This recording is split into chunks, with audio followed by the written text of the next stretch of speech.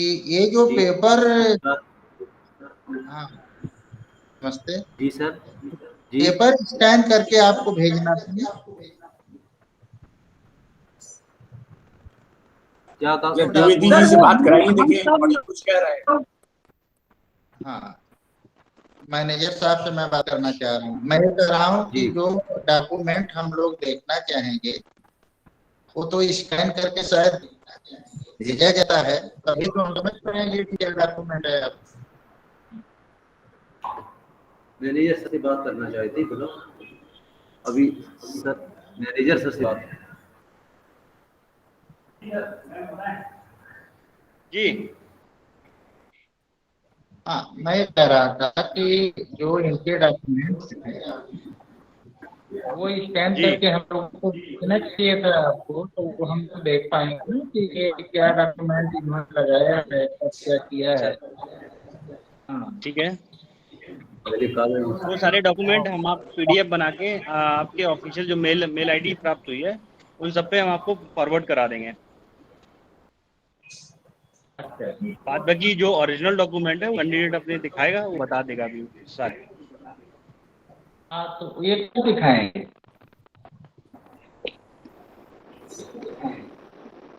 जी ये कैंडिडेट को दिखाएंगे ओरिजिनल डॉक्यूमेंट जो है। बाद बाकी जो उसके नहीं डॉक्यूमेंट नहीं, है वो हम स्कैन करके आपको पीडीएफ मेल के द्वारा प्राप्त करा देंगे, वो वेरीफाई हो जाएंगे ना। हाई स्कूल प्रोग्रामर और मार्क्स अपने डेट कराइए, नोट कराइए। जी सर। हाँ, हाई स्कूल उसी रिकॉर्डिंग बोर्ड पर लगी है ना।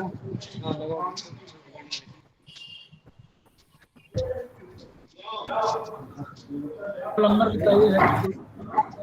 क्या सर जी? हाई स्कूल का रोल नंबर बताइए। मार्क्स जी सर। बताइए। स्कूल की 328 हाई स्कूल में है। 328। जी सर, जी सर। अच्छा, और अरे आप किसी फोटो दिखा सकते हैं अपनी मार्कशीट की, जी सर। किसी एक मार्कशीट फोटो दिखाइए, ऐसे विजिबल नहीं है जो इंद्रमणि जी कह रहे हैं। उनमें उनको एक आध हम लोगों को फोटो दिखा दीजिए, वो थोड़ा सा अपना कैमरा पास लाइए। सर एमए का देखना पड़ेगा, एमए का दिखाइए आप अपना। सर पीडीएफ जो जी थोड़ा ये हाई स्कूल का है। कैमरे के पास इंद्रमणि इसमें तो यार विजिबिलिटी बिल्कुल नहीं है ना। हाँ, नहीं नहीं, इससे नहीं आ रहा है सर। ये हाँ डिम है हाई स्कूल का, सर इनको डिम है।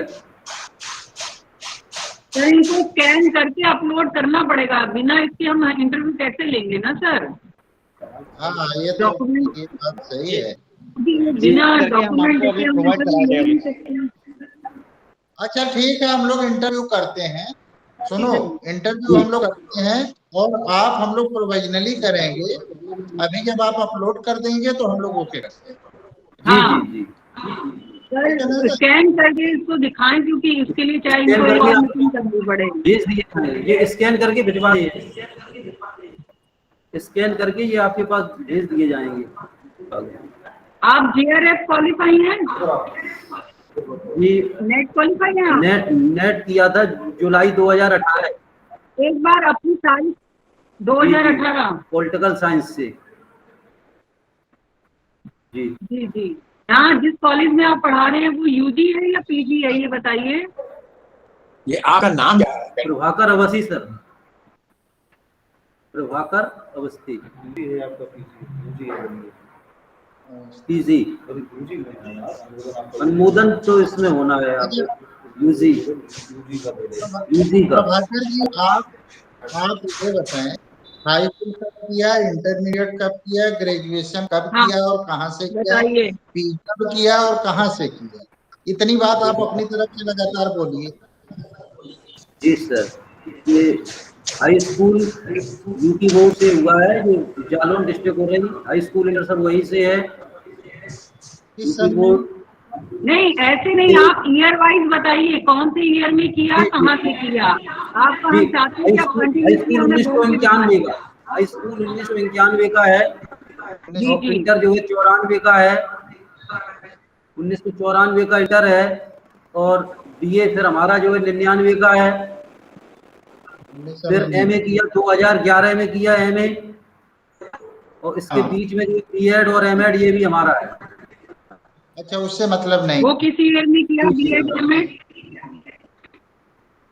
जी मैम, बीएड और एमएड किस ईयर में किया? बीच में आपने बताया ना एमए 2011 में किया, तो बीएड और एमएड 2005 में बीएड किया है, और एमएड 2010 में किया था, 1 वर्ष का एमएड था जी। अच्छा, कब किया है? एमएड मेरा 2010 में एमए किया है। नहीं, नेट कब किया है? नेट किया, नेट या पीएचडी किया? नेट जुलाई 18 वाला, नेट जो है जुलाई 18 वाला नेट था जी। जुलाई 18। अच्छा, जुलाई 18। यहाँ पे जिसमें आप यूनिवर्सिटी में किसी और विद्यालय में अप्रूव्ड तो नहीं है पहले से? कहीं नहीं है, पहला ये चांस है, पहला चांस मिल रहा है अप्रूवल का, पहला तो चांस आप यहाँ पर अकेले कैंडिडेट हैं और कैंडिडेट नहीं है, मतलब इस पोस्ट के लिए आप अकेले ही हैं? ये इस पोस्ट के लिए और भी है जो अभी आए नहीं है, आ रहे होंगे जी। अच्छा जी। तो आप आज के इंटरव्यू के लिए आप क्या पढ़ के आए?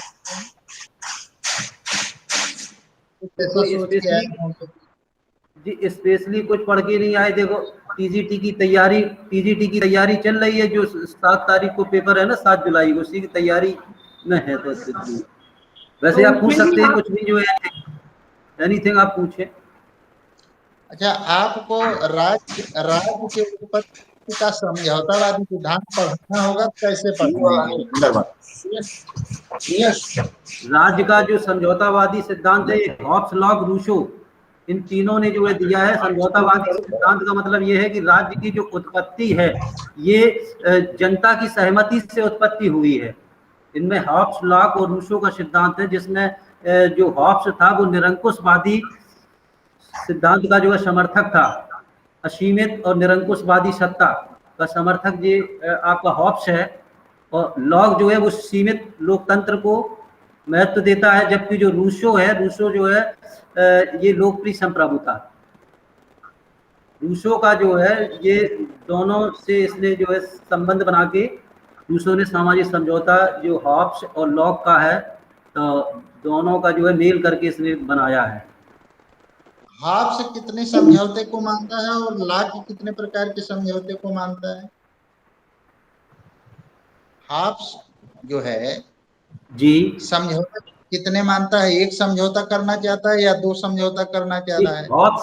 हॉब्स ने एक समझौता किया था, और लॉक जो है ये 2 समझौता मानता है। पहले समझौते में इसने जो है ये समूह या जो है समुदाय ये बनाया, फिर दूसरे समझौते में जो है गवर्नमेंट राज्य बना है, सरकार। अच्छा। तो लॉक ने अपनी गवर्नमेंट को किस नाम से एड्रेस किया है? जी सर, लॉक ने अपनी गवर्नमेंट को किस नाम से एड्रेस किया? क्या कोई उसका नामकरण किया है गवर्नमेंट का? सीमित सरकार, असीमित सरकार, निरंकुश सरकार, लोकतंत्री सरकार? जो है सीमित। जी सर, हम आपका प्रश्न जो है समझ चुके हैं। तो लॉक की जो सरकार थी सीमित सरकार का ये समर्थक था। यानी सीमित सरकार का मतलब है कि राजतंत्र होना चाहिए और लोकतंत्र भी उसमें होना चाहिए। नहीं, सीमित सरकार किस सेंस में? जैसे वो कहता है संपत्ति का अधिकार, तो उसका मतलब क्या हो? What does it mean? संपत्ति का अधिकार से लॉक का क्या तात्पर्य है? ये प्रॉपर्टी या समथिंग एल्स?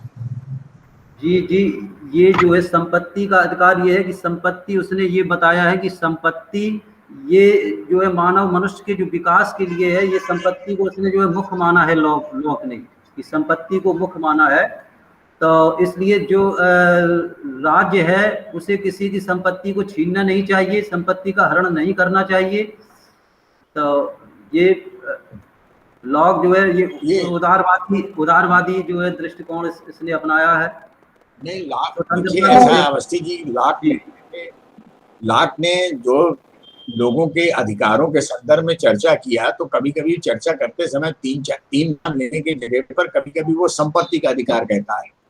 तो यहाँ उसका संपत्ति का अधिकार से क्या तात्पर्य है? आप जो बात कर रहे हैं वो तो बहुत सही नहीं कह रहे हैं।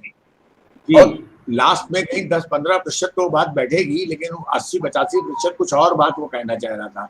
संपत्ति के अधिकार से उसका तात्पर्य ये था। नागरिकों को संपत्ति रखनी चाहिए अथवा नहीं रखनी चाहिए? अच्छा, ये आप बताएं। हाँ जी, हेलो, हाँ जी, पूछे मैडम, आप बात करिए मैडम।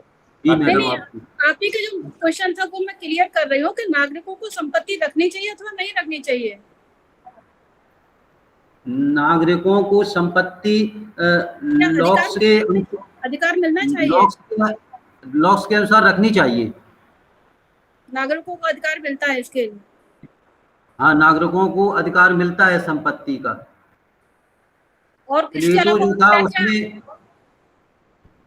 संपत्ति के अलावा अच्छा अधिकार मिले हैं। जी मैम, संपत्ति के अलावा कौन कौन से अधिकार नागरिकों को मिलते हैं राज्य की तरफ से? ये संपत्ति और राज्य की तरफ से देखो, स्वतंत्रता का अधिकार मिलता है और संपत्ति का और जीवन का अधिकार। ये जीवन, स्वतंत्रता और संपत्ति के अधिकार, ये लॉक के अधिकार है।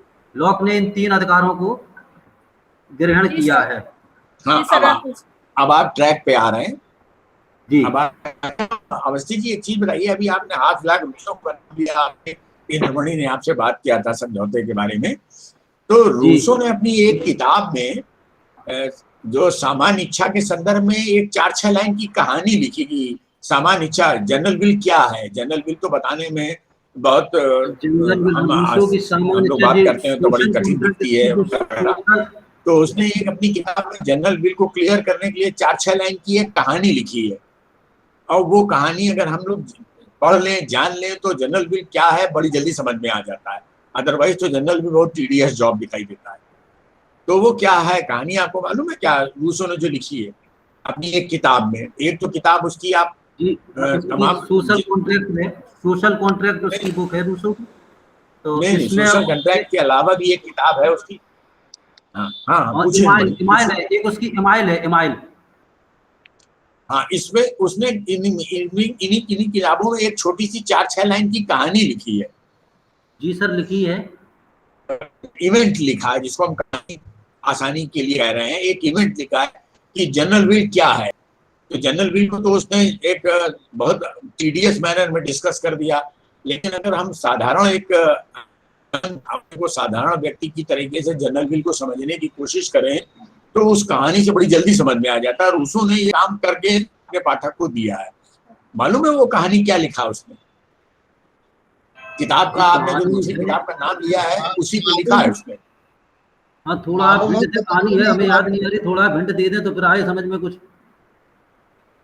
नहीं, हिंट उंट नहीं मिलेगा। तो ठीक है, नहीं सॉरी कहिए, आगे बढ़िए। सॉरी।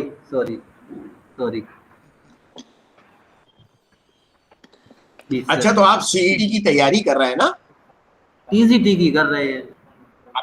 आपने कहा था आप सीईटी की तैयारी कर रहे हैं। टीजीटी सर, जो उसकी तैयारी कर रहे हैं।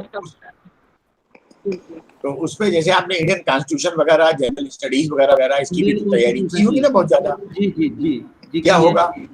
अच्छा, तो हम एक जैसे जनरल स्टडीज में जैसे आप जब भारतीय संदर्भ में जब हम एक टीचर की तरीके से काम करेंगे तो इंटरनेशनल रिलेशंस और इंडिया की फॉरेन पॉलिसी वगैरह वगैरह अपने स्टूडेंट को पढ़ाएंगे। आपका कॉलेज यूजी होगा कि पीजी होगा?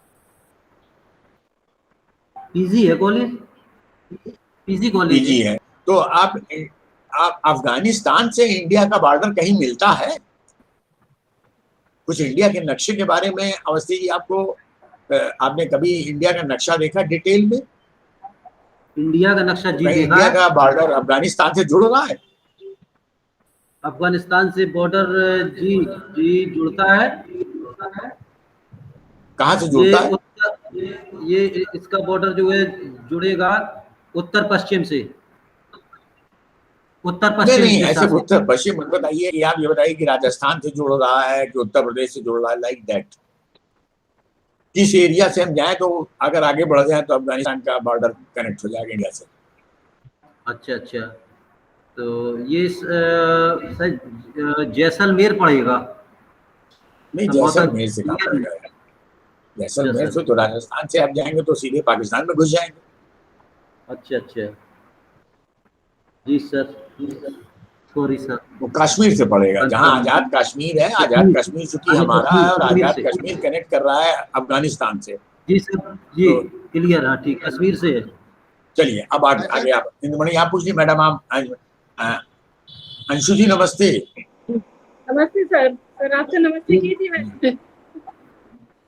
क्या आप भी इनसे कुछ जानकारी कर लीजिए। और प्रभाकर जी, सरप्लस वैल्यू जो कार्ल मार्क्स की थियरी है, सरप्लस वैल्यू थियरी, अतिरिक्त मूल्य का सिद्धांत। जी जी जी, तो अतिरिक्त मूल्य का सिद्धांत ये कार्ल मार्क्स का है, कार्ल मार्क्स का है। हाँ, तो ये अपने बच्चों को कैसे आप पढ़ाएंगे अतिरिक्त मूल्य का सिद्धांत?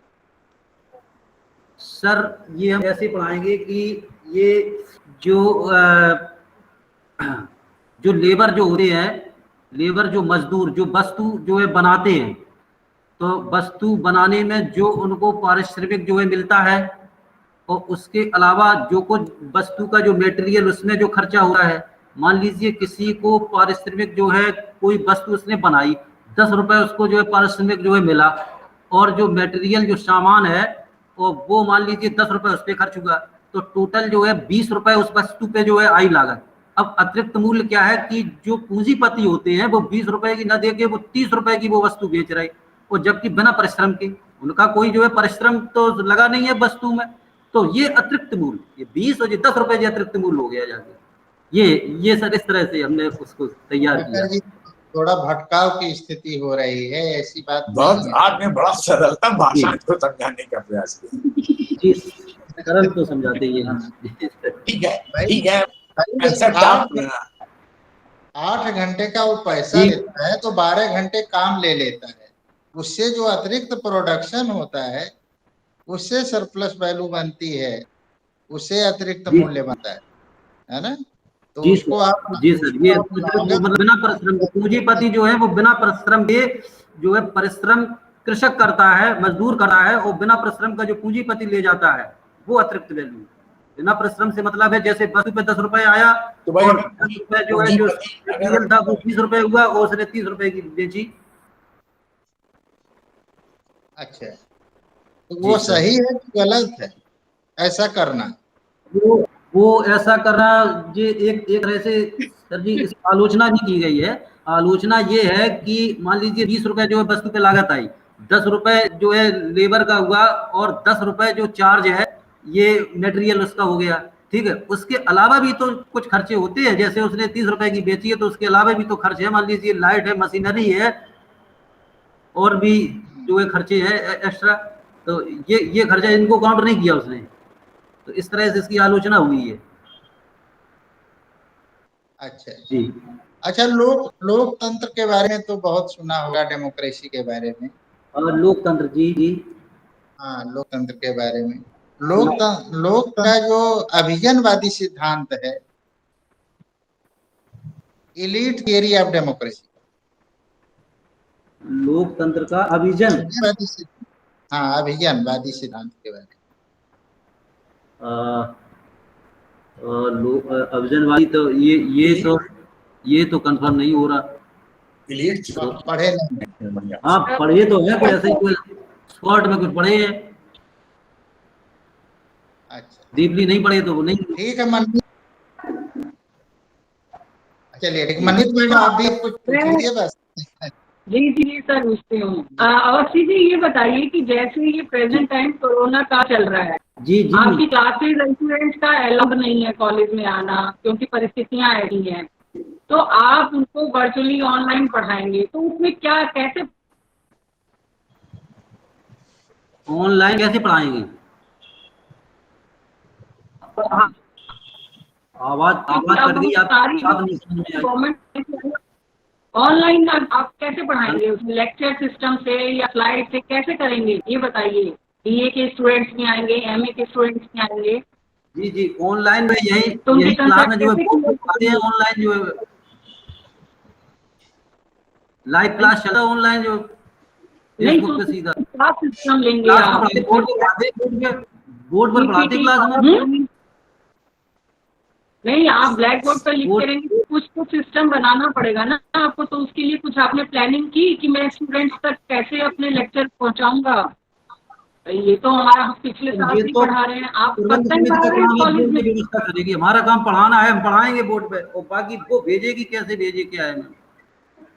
नहीं, ये बात गलत है। देखिए, आप बच्चों के साथ ऐसा नहीं कर सकते। स्टूडेंट, आपका काम पढ़ाना है, अगर कोई सुन ही ना पाए आपका लेक्चर तो कैसे करेंगे आप? कंसेप्ट क्लियर नहीं करेंगे तो कैसे ग्रुप बना करेंगे? के देखो, फिर आप ग्रुप कैसे बना देंगे पढ़ाएंगे? मैम।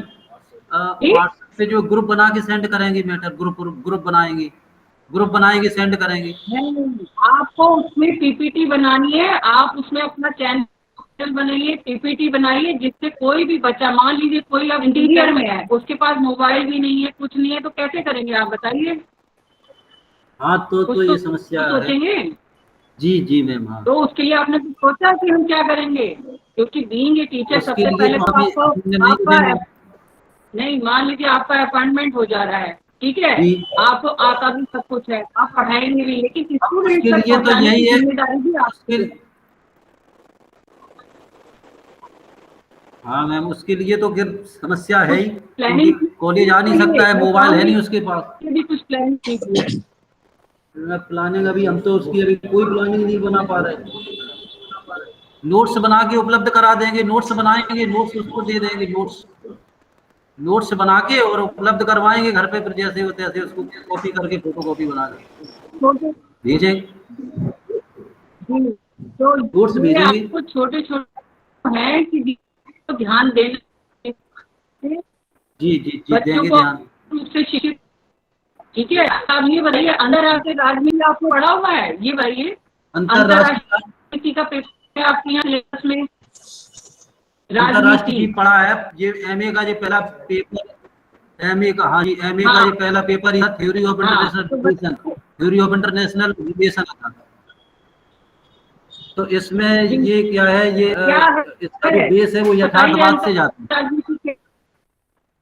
जी तो इसका जो बेस है ना, तो इसको समझने से पहले, अगर अंतरराष्ट्रीय संबंधों को समझना है तो इसको पहले यथार्थवाद समझना पड़ेगा।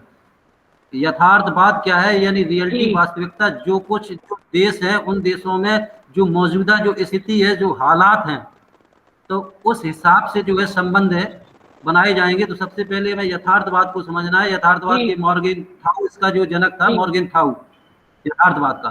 और यथार्थवाद, ये जो अंतरराष्ट्रीय राजनीति है, इसके मेन जो है 3 तत्व होते हैं। वो 3 तत्वों में एक जो है होता है राष्ट्रीय हित, और फिर संघर्ष, और दूसरा होता है जी। तीसरा शक्ति। ठीक। तो ये राष्ट्रीय हित जो है, प्रत्येक जो देश है, प्रत्येक राष्ट्र है, वो उनका जो उद्देश्य होता है वो राष्ट्रीय हित होता है। उद्देश्य उनका जी। राष्ट्रीय हित होता है। और हाँ। इन उद्देश्यों को प्राप्त करने के लिए उनकी जो प्रकृति होती है वो संघर्ष प्रकृति उनकी होती है। और जी। जो शक्ति जो है उनका, शक्ति वो साधन है। जी। शक्ति साधन है। शक्ति से राजनीतिक शक्ति से है। यहाँ जो शक्ति से तात्पर्य है वो राजनीतिक शक्ति से है। शक्ति क्या है कि जो व्यक्ति है, यानी जो दूसरे लोग, जो दूसरे के कार्यों में, दूसरे के कार्यों में नियंत्रण करने की जो क्षमता है, वो शक्ति है। राजनीतिक शक्ति से यहाँ पे तात्पर्य है। जी। अच्छा, इसी से अच्छा, ये बताइए जी, इसी से संबंधित है कि राजनीति विवेक का उच्चतम मूल्य है। इसका क्या मतलब आप समझते हैं? राजनीति विवेक, राजनीति और विवेक की बात जो करता है, उसका क्या संदर्भ है आप लेते हैं? राजनीति जो है यथार्थवाद के जी कुछ गुण बताए हैं ना उसने, हंस जय मार्गन थरो ने। जी, ये इतना हम सुबह पढ़ के आए थे, गुण हम पढ़ के नहीं आए, आज नहीं पढ़े, नहीं बता पा रहे। अब मार्टिन कैपलान को पढ़ा है? मार्टिन कैपलान को पढ़ा है? मार्टिन कैपलान के कुछ कथन वगैरह पढ़े थे जो हमें याद नहीं है अभी। कथन एक कुछ क्वेश्चन पढ़े थे। मेरा भी है, एक क्वेश्चन मेरा है सर। ये शक्ति से आप क्या समझते हैं? हाँ, पावर क्या है? पावर क्या है? पावर शक्ति। जी। शक्ति से तात्पर्य जैसे हमने बताया, यहाँ शक्ति से तात्पर्य कोई जो है बल से नहीं है, शारीरिक बल से नहीं है। ये राजनीतिक शक्ति जो होती है, ये दूसरे के कार्यों में नियंत्रण करने की क्षमता, इसे शक्ति कहते हैं। तो ये शक्ति और भी मतलब कैसी, कौन कौन से इसके टाइप्स क्या क्या हैं? शक्ति के टाइप्स ध्यान नहीं जा रहा हमारा उधर। जैसे आपने अभी बताया राजनीतिक शक्ति होती है, तो राजनीति से क्या तात्पर्य है? इसके अलावा और कौन कौन सी शक्तियां हो सकती हैं जो से हम किसी दूसरे को अपने प्रभाव में ले सकें या अपना काम करवा सकें? ठीक। राजनीति के अभिवृद्धि के साधन बता दो, ये भी एक महत्वपूर्ण प्रश्न होता है। ये बच्चों के लिए बहुत इम्पोर्टेंट रहेगा। जी। जो है शक्ति के अभिवृद्धि के क्या साधन है? शक्ति के विवृद्ध के साधन, अभिवृद्धि के, हाँ, शक्ति के बढ़ाने के शक्ति के अभिवृद्धि, शक्ति के अभिवृद्धि के साधन क्या है? लैंड है, पॉपुलेशन है, इकोनॉमी है। शक्ति के साधन, हाँ, ये लैंड पॉपुलेशन, ये चीजें हैं।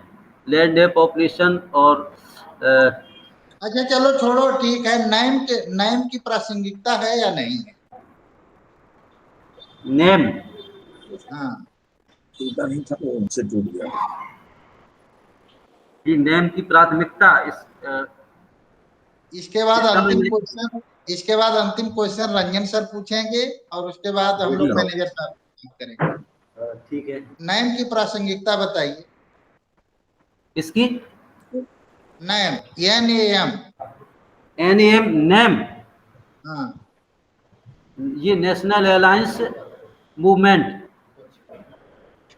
तो नेशनल, हाँ, नेशनल अलायंस मूवमेंट नेम। अरे यार, तो फुल फॉर्म हमें इतना सर इसको हिंदी ट्रांसलेट कर दीजिए। हाँ सर अच्छा, हिंदी में बता दीजिए। राष्ट्रीय NAN, नहीं कंफर्म कर पा रहे, सॉरी। ये खराब बात है फिर, ये तो बहुत खराब हो गया।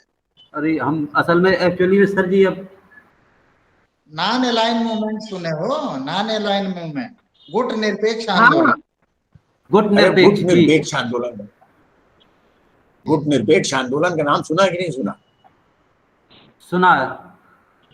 तो फिर बताइए ना, गुट निरपेक्षता क्या है? गुट निरपेक्ष आंदोलन का नाम सुना? गुट निरपेक्ष, इसे असंलग्नता भी कहते हैं।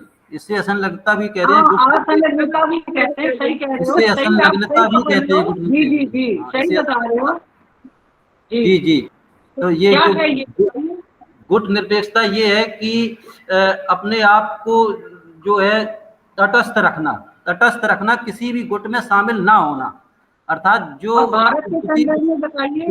द्वितीय विश्व युद्ध के पश्चात जो दो शक्तियां उभरी थी, USA और ये सोवियत संघ, दो शक्तियां उभरी थी, तो इन शक्तियों में किसी के साथ ना होकर जो है तटस्थता की भूमिका निभाना, ये गुट निरपेक्षता या इसी को संलग्नता भी कहते हैं, जो कि नेहरू जी ने पंचशील सिद्धांत में इसको जो है दिया है। और मार्शल टीटो थे यूगोस्लाविया के, यासर अराफात ये मिस्र के थे। ये 3 देशों के लोग थे जिन्होंने इसको खड़ा किया था। जी। चलो ठीक है प्रभाकर, अभी सर। हाँ अवस्थी जी, हम आपको फिर पीछे ले जा रहे हैं। एक क्वेश्चन हम आपसे और जानकारी करना चाह रहे थे। अभी मैडम ने आपसे पूछा था शक्ति के बारे में, है ना? जी। बात क्या था मैडम ने? तो जैसे आप एक पॉइंट नहीं पकड़ पा रहे थे जो मैडम ने आपसे सवाल किया था कि राजनीति विज्ञान में ये जो शब्द है शक्ति, ये तो एक बड़ा सकारात्मक शब्द है, पॉजिटिव। क्योंकि इसके पर्याय में तो ताकत, बल वगैरह वगैरह हो सकता है कि हम किसी पर जबरदस्ती अपनी ताकत के अनुसार उसको काबिज कर लें और अपनी बात मनवाएं। लेकिन पॉलिटिकल साइंस में जब हम शक्ति शब्द का प्रयोग करते हैं तो वो एक लेजिटिमेट वर्ड होता है, एक औचित्यपूर्ण शब्द होता है। और ये औचित्यपूर्णता पाता कब है, कैसे पाता है?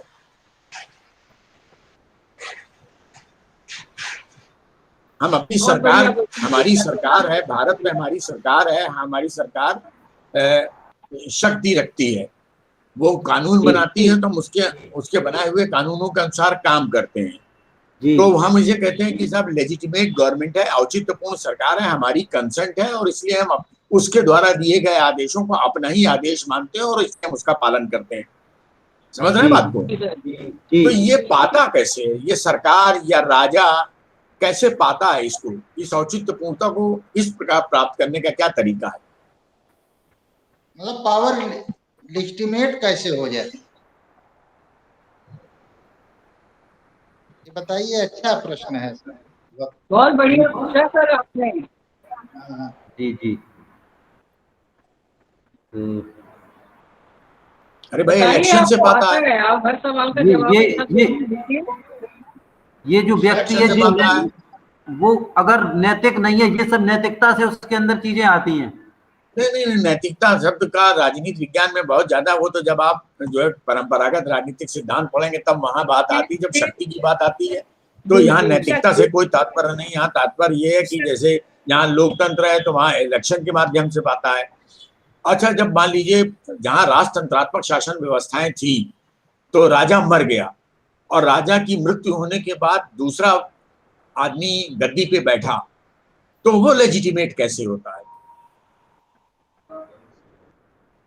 इंग्लिश के शब्द कम समझ में आते, लीजिए हिंदी बोलें आप। लेजिटिमेट औचित्यपूर्ण का, मान लीजिए एक प्राचीन काल में एक शासक था, उसकी मृत्यु हो गई। अशोक था, उसकी मृत्यु हो गई। तो अशोक की मृत्यु के बाद उसका पुत्र गद्दी में बैठा, तो जनता ने उसको अपना शासक मान लिया और उसकी आज्ञा का पालन करना शुरू कर दिया। तो वो औचित्यपूर्ण कैसे बना?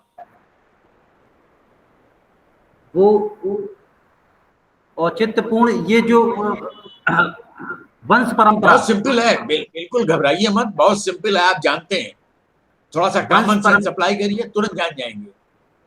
जी जी, ये वंशवादी आनुवंशिकता के आधार पे। करेक्ट, चलिए ठीक है, ऑलराइट मैडम, आप लोग और पूछ लीजिए। मेरे ख्याल से that's all, it is too much.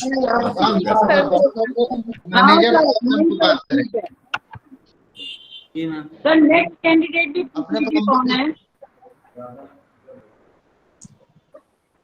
क्या बोली मैं? नेक्स्ट कैंडिडेट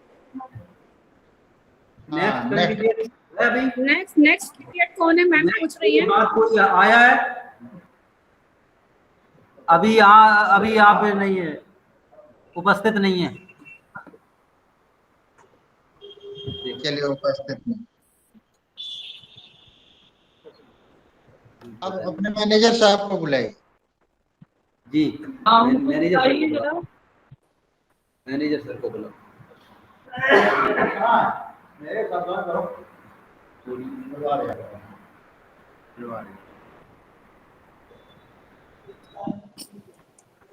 ये हमें आवाज कम पकड़ पाते, ये हैंडीकैप से है मेरा। अच्छा, ईयर का श्रवण बाधित।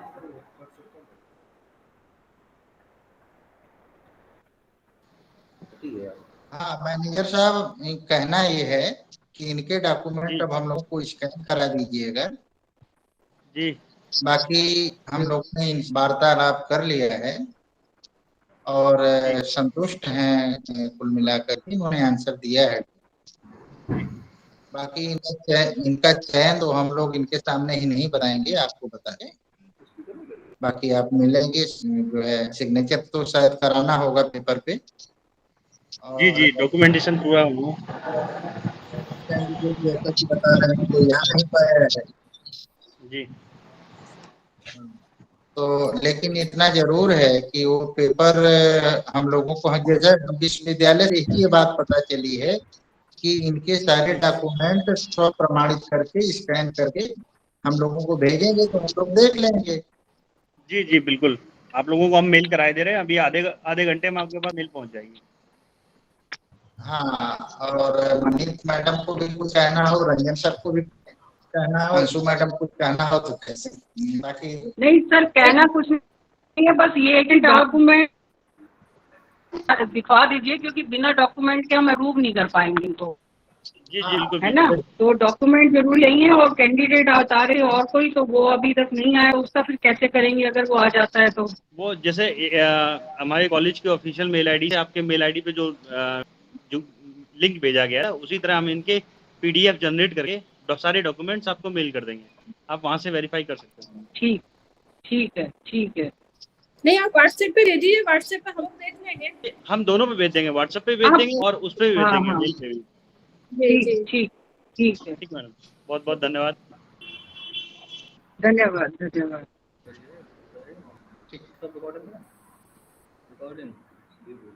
ठीक सर, नमस्ते सर। नमस्ते। नमस्ते नमस्ते नमस्ते सर। नमस्ते।